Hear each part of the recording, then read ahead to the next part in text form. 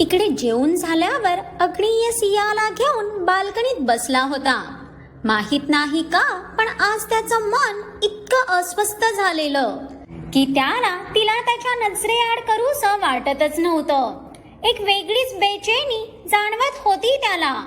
त्यामुळेच आता तिला घट्ट काळजाशी घेऊन बसलेला तो. बाल्कनीतल्याही सर्व लाईट बंद करून त्या चंद्राच्या प्रकाशात ते दोन जीव अगदी शांत एकमेकांच्या मिठीत सुखावले होते. ती तर आज तो लवकर आलेला बघून जाम खुश होती. तिच्यासाठी त्याचा जास्तीचा टाइम म्हणजे पर्वणीच म्हणायची. म्हणून तीही त्याचा स्पर्श अनुभवत त्याच्या मिठीत त्याच्या हृदयाचे ठोके ऐकत शांत बसलेली. तिच्यासाठी तर त्याची ही मांडीच जणू हक्काचं सिंहासन झालेलं आता, जिथून तिला उठवायची हिम्मत कोणातच नव्हती, अगदी त्याचीही नाही. भलेही दोघात आता मौन शांतता असली तरी त्याचे वाढलेले ठोके तिला जाणवत होते. अहो, शेवटी तिनेच हे मौन तोडत त्याच्या हृदयावर हात फिरवत अगदी प्रेमाने त्याला साथ घातली. तिच्या त्या गोड आवाजानेही त्याच्या हृदयाची हललेली स्पंदनं जाणवली तिला. तसा त्याने तिच्या डोक्यावर हनुवटी टेकवत फक्त हुंकार दिला. केव्हाचे त्याचे हात तिच्या त्या लांबसडक केसात फिरत जणू तिच्या त्या घनदाट बटांशी खेळत बसलेले. अहो, काही झालंय का? तुम्ही खूप स्ट्रेस आहात. सियाने मान मागे करत आता त्याच्याकडे पाहिलं. तशी त्याची नजरही तिच्यावर आली. तिच्या नजरेतली काळजी बघून त्याचं मन किती ते समाधानी झालं. त्याचं पाखरू त्याच्या शांततेला ओळखायला शिकलंय ह्यातच सुखावला तो. पण त्याच्या डोळ्यातली अस्वस्थता मात्र तिच्या हृदयाला पळून गेली. कारण आज ती पहिल्यांदा तिच्या अहोंना काहीस टेन्शन मध्ये बघत होती. नाहीतर तो तिच्या समोर कधीच त्याचे कोणतेच प्रॉब्लेम आणायचा नाही. तिचे अहो म्हणजे एक अशी आग होती ज्याच्या नजरेतच इतकी प्रखर ऊर्जा होती की समोरचा तिथेच भस्म होईल. पण आज त्याच नजरेला इतकं व्याकुळ बघून तिला क्षणभर थक्क झालं. पण तिच्या त्या काळजीयुक्त भरलेल्या प्रश्नावर आणि चेहऱ्यावर क्षणातच आलेल्या त्या वक्र रेषांमुळे अग्नेयच्या ओठांवर हलका हसू पसरलं. किती निरागस पाखरू होतं त्याचं, जे त्याला त्रासात बघून स्वतःही हळवं झालेलं. अहो, हसताय काय? मी काही जोक केला का? त्याच्या या हसण्यावर मॅडमचं तोंड आणखीनच गोळा झालं ना. म्हणजे त्याला बघून इथे तिचा जीव चाललेला, पण या माणसाला त्याचं हसू येत होतं. अरे, आता मी हसायचंही नाही का? त्याने त्याच्या चेहऱ्यावरचे ते गंभीर भाव परतवून चेहरा अगदीच नॉर्मल केला. तसं तिने काहीस चिडतच त्याच्या त्या लपवू पाहणाऱ्या नजरेत खोलवर बघितलं.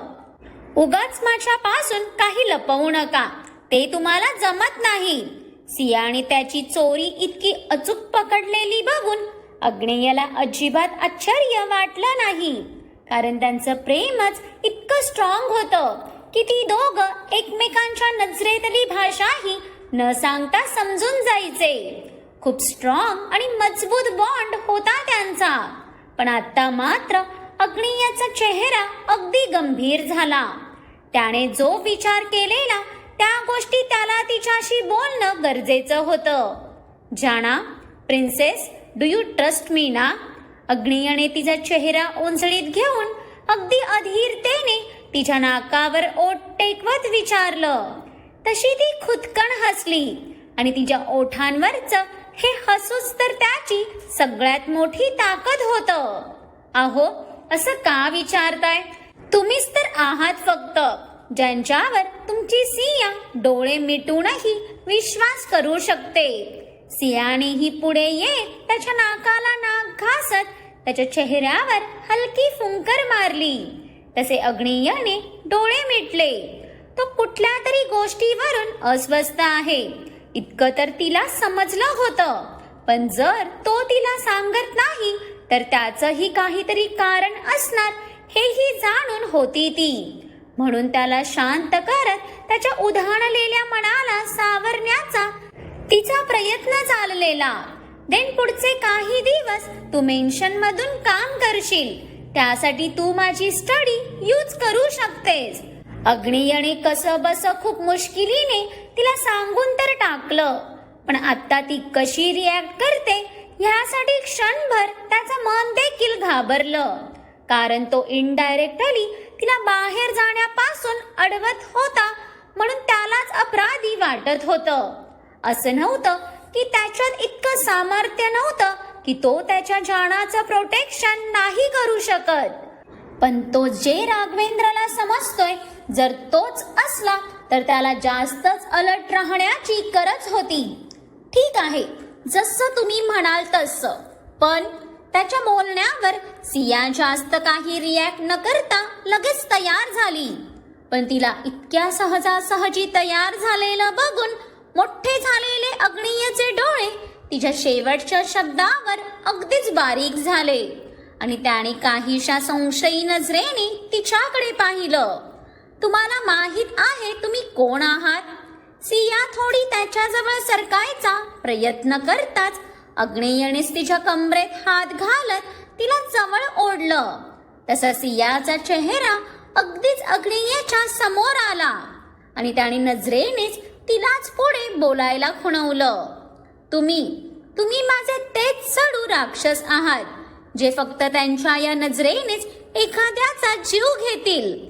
पण आज त्याच नजरेत इतकी अस्वस्थता का आहे हे तर मला माहित नाही, आणि नाही मी तुम्हाला काही विचारणार, कारण माझा तुमच्यावर स्वतःपेक्षाही जास्त विश्वास आहे.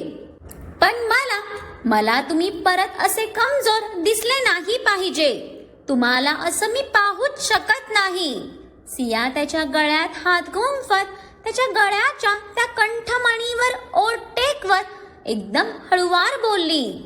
तसं अग्नियची तिच्या कमरेवरची पकड अजूनच घट्ट झाली आणि त्याने तिला अजून स्वतःवर ओढलं.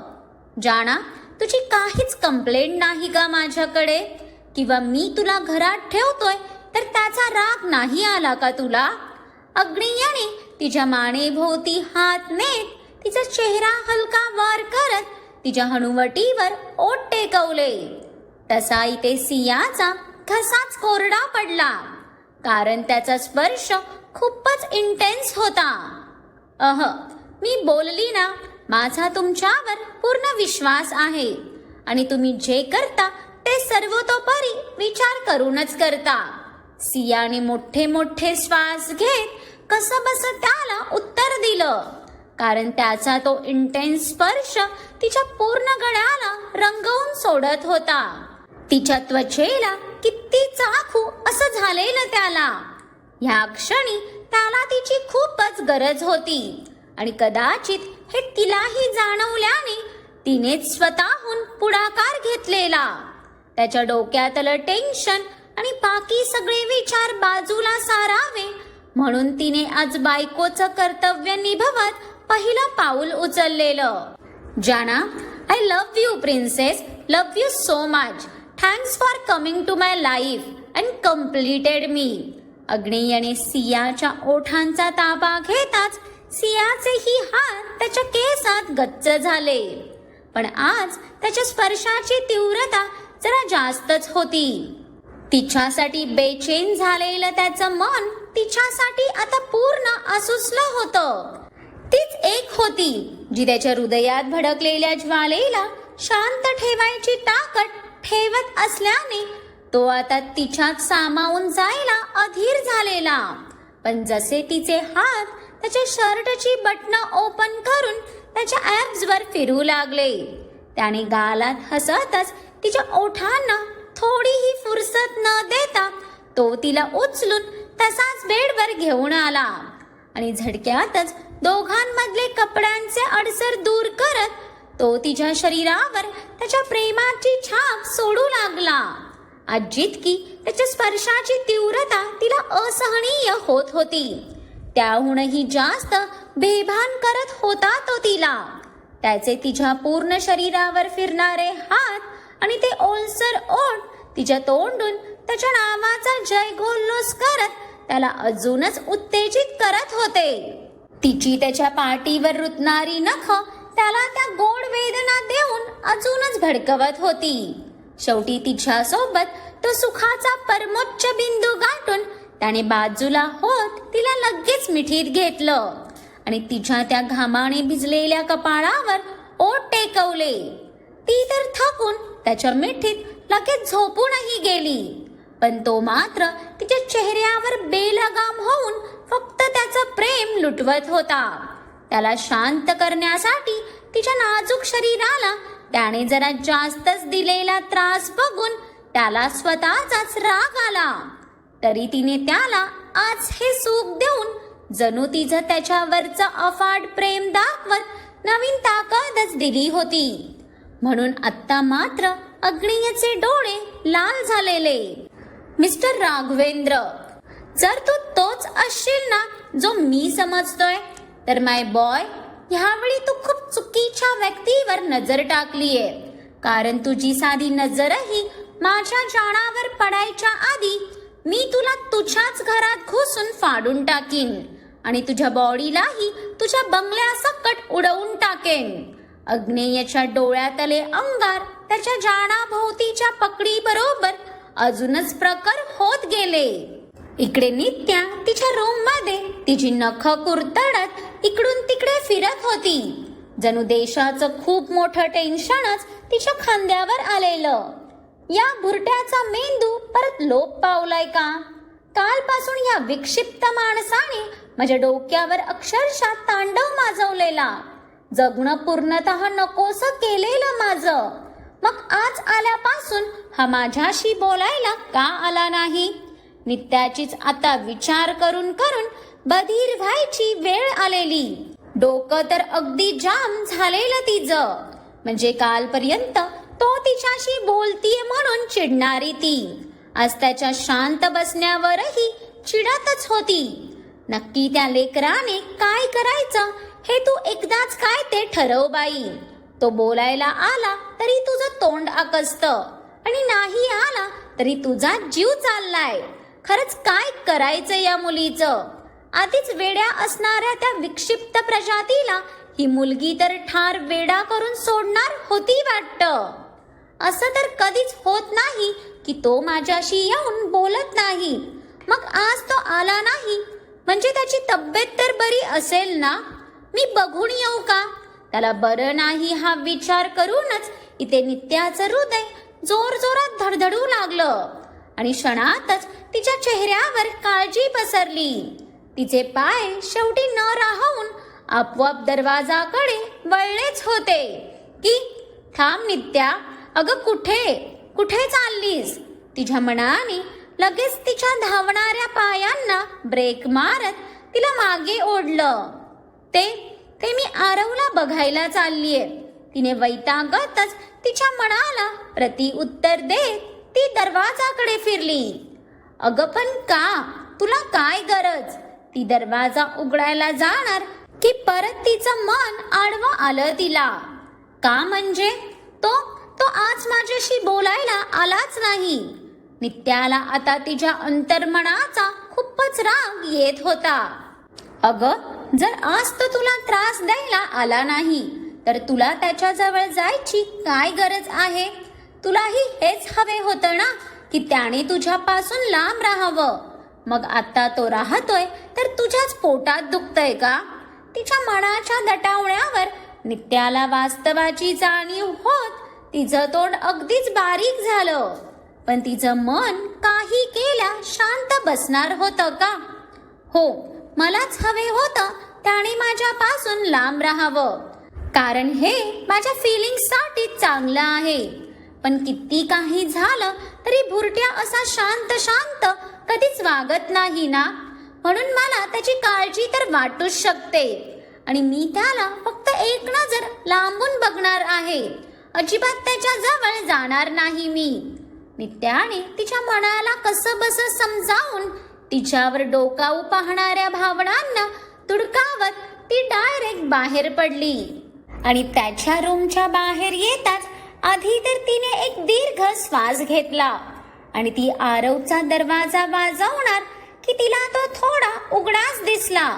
तसं तिने हळूच तिचं डोकं थोडंसं आत घुसवून एकदा चहूवार नजर फिरवली तर तिला आरव कुठेच दिसला नाही. अरे, आता हा कुठे गेला?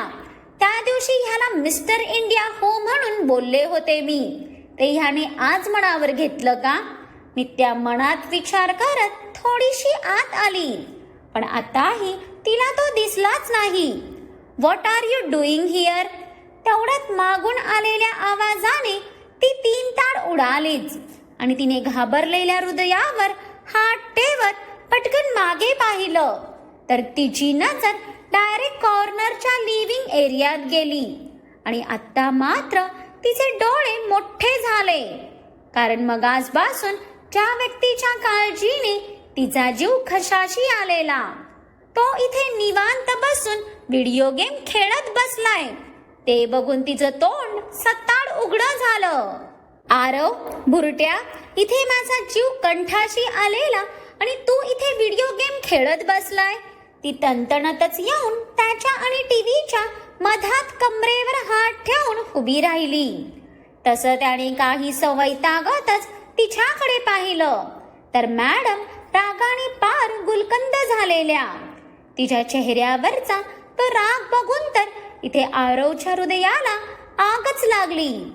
आधीच ही मुलगी नॉर्मल लुकने जीव घेत असते माझा, त्यात हिचे हे कातिल एक्सप्रेशन तर मला हिच्यावर जीव ओवाळून टाकायला अजूनच प्रवोक करतात. उफ, रिअली इट्स हार्ड यार. आरवने कशी बशी त्याची नजर फिरवत त्याच्या भावना मनातच दाबल्या. नित्या, आज तुझ्या डोक्याचे स्क्रू ढिले झालेत का? नीट बघ आजूबाजूला. ही माझी रूम आहे, मग मी माझ्या रूम मध्ये व्हिडिओ गेम खेळेन की उड्या मारीन, माझी मर्जी. आरव आता तिच्या अडूनही इकडे तिकडे मान करत त्याच्या गेमला कंटिन्यू करू लागला. जणू त्याला तिच्या मध्ये उभे असण्याने जास्त काही फरक पडलाच नाही. पण त्याच्या या वागण्यावर नित्याचा चेहरा अजूनच भडकला ना. तिने जाऊन रागात डायरेक्ट टीव्हीच बंद केला. व्हॉट दी? तसा आरव परत तिच्यावर वैतागणार. मी नीट बोलतीये ना तुझ्याशी, आणि माझ्या माहितीनुसार हा झोपायचा टाइम आहे, गेम खेळायचा नाही. तिची आता खूपच चिडचिड झाली, पण ही चिडचिड कशाबद्दल होतीये हे तिलाही समजत नव्हतं. तो तिला सोडून एकटा एकटा गेम खेळत होता म्हणून तिचा जीव वर खाली होत होता की तो तिच्याकडे दुर्लक्ष करत होता, ह्या गोष्टीचा तिला राग आलेला. हे आता तिच्या मनालाच माहीत. अरे, काय जबरदस्ती आहे तुझी? मला झोपायचं तेव्हा झोपेन ना मी, नाही तर रात्रभर जागा राहीन. बोललो ना, माझी मर्जी. आरवने काहीशा रागातच तिच्यावर नजर रोखली. रात्री जागून तू खरंच घुबड आहेस हे सिद्ध करायची तुला काही एक गरज नाही, ते तर तुझ्या चेहऱ्यावरूनही स्पष्ट दिसतं. नित्याही त्याचा संतापलेला चेहरा बघून अजूनच डाफरते. म्हणजे ही मुलगी मगाशी तर फक्त बघायला आलेली ना ह्याला, मग आता तर मॅडम नाईट फायटिंग साठी तयार होऊन बसलेल्या. शेवटी मगाशी ते बघून त्याने मनातच डोक्याला हात लावला. शेवटी मगाशी तिचं डोकं दुखत होतं आटवून तोच गप्प होऊन शांत बसला. नाहीतर समोरचं ध्यान त्याच्याशी रात्रभर भांडू शकतं हे भलीभाती जाणून होता तो. ओके, ठीक आहे, झोपतो मी. Fine, good night. आता तू जाऊ शकतेस. आरव तिला कोरडेपणाने उत्तर देत तिच्या बाजूने जाणार की तोच नित्याने त्याचा हात पकडला आणि स्वतः त्याच्या समोर आली. पण मॅडम काही बोलतील तर शपथ ना. त्याचा हात पकडून इवलूसं तोंड करून त्याच्याकडेच बघत उभी राहिली. ते बघून त्यानेच डोक्यावर हात मारला. ही अशीच क्यूट फेस घेऊन स्वतः माझ्या समोर येत राहिली तर मी स्वतःला कसं कंट्रोल करायचं? आरवने मनातच उसासा सोडत त्यानेच तिचे दोन्ही हात पकडले. आज किती कॉफी पिल्या तू? त्याच्या या शांत आवाजात विचारलेल्या प्रश्नावर इथे तिचे डोळे मोठे झाले ना. ते तर मी दोनच पिल्या. ती आत्ताही इतकी काय कॉन्फिडेंटली फेकत होती की त्याने त्याची बारीक नजर तिच्यावर आणली. ओके फाईन, 4 पिल्या. पण मी तरी काय करू, माझं डोकं चालतच नव्हतं. नित्याचं तोंड आता अगदीच बारीक झालं. पण त्याने त्रास कोणाला झाला? किती टाइम एकच मिस्टेक करते तू. यावेळी आरवचा आवाज काहीसा चढताच नित्याने तोंड आकसून त्याच्याकडे बघितलं. ती त्याला रागात काही बोलायला जाणार, तोच आरवचा टीपॉयवरचा फोन वाजला आणि दोघांचं लक्ष तिकडे गेलं. पण त्यावरचं नाव बघून नित्या काही न बोलता आरवच्या हातातून हात सोडवून निघून गेली. पण इथे आरवचा मात्र जपडा आवळला गेला. आता तो फोन कोणाचा असेल हे तर आपल्याला पुढच्या भागात कळेल. पण काय वाटतं तुम्हाला, अग्नेयला जो डाऊट आला आहे तो खरा ठरेल का? त्याने त्याच्या जानाला तरी तात्पुरतं सेफ ठेवला आहे, पण आरव त्याचं काय? सो पुढचा भाग थरारक असणार आहे, त्यामुळे तो आवर्जून बघा. आणि आजचा भाग जर आवडला असेल तर लाईक आणि कमेंट करून कळवा आणि जास्तीत जास्त लोकांना शेअरही करा. आणि ज्यांनी कोणी अजून माझ्या चॅनेलला सबस्क्राईब केलं नाही त्यांनी आठवणीने सबस्क्राईब करा.